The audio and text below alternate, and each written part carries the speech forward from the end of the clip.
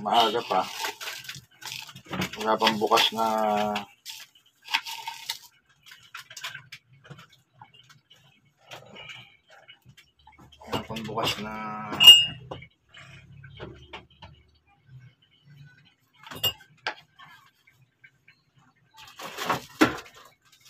putika. Nagawa tayo ng homemade orisol. Isang kutsarang asin at 4 na kutsarang sukal. So natutunan ko to nung training ako sa Red Cross. After ko kasi nagpa-booster, nilagnat ako. Then nung mawala yung lagnat ko, nag-LBM naman ako. So it's already 5:45 pala ng umaga. So 5:30 nagising ako, na pupups ako. So ngayon ilang beses na ako nagpups, kaya natin mapalitan ng ating electrolytes.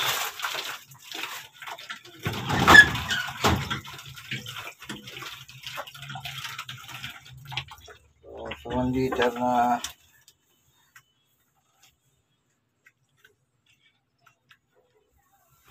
i-dissolve natin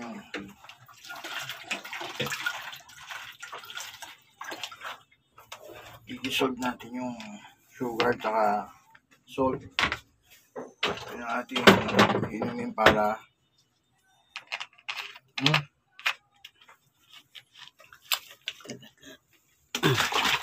mapalitan yung ating electrolytes. So guys, kayo naka-experience ng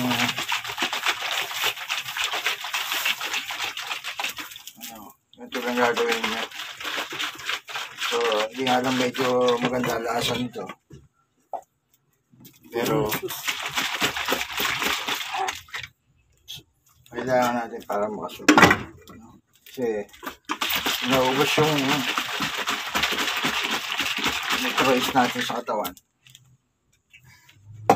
Delikado, mahihina tayo, madadehydrate tayo. May wala kong tsinelas. Wala kong tsinelas. Kung bukas ang butika, pwede tayo bumili ng Gatorade.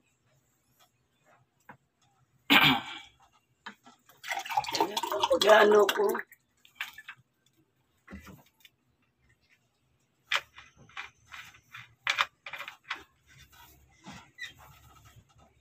Ito na. Malboro.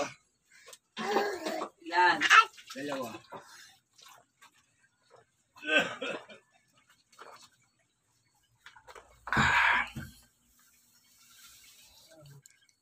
Lang. Namiss na maalat.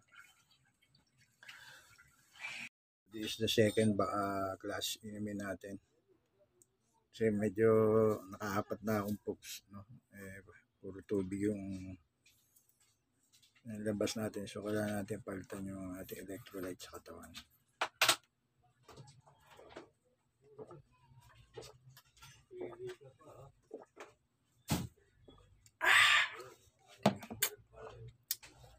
So, yung mga survival tip na natutunan natin sa Red Cross.